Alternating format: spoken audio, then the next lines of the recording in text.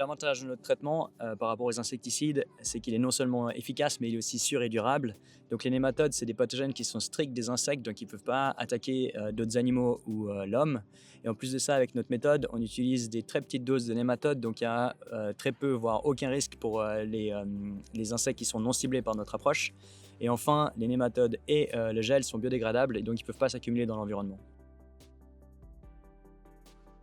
Donc notre approche elle vise particulièrement les petits exploitants qui pratiquent la culture de subsistance et qui sont particulièrement affectés par la chenille légionnaire d'automne.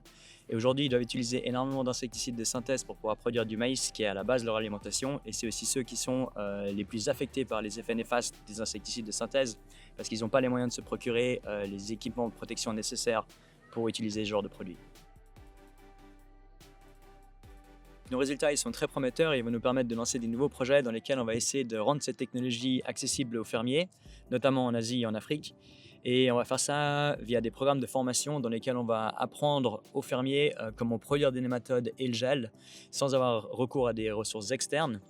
Et ensuite, ils vont pouvoir utiliser ces nématodes contre la chenille légionnaire d'automne, mais aussi peut-être contre d'autres organismes, d'autres insectes nuisibles dans leur champ.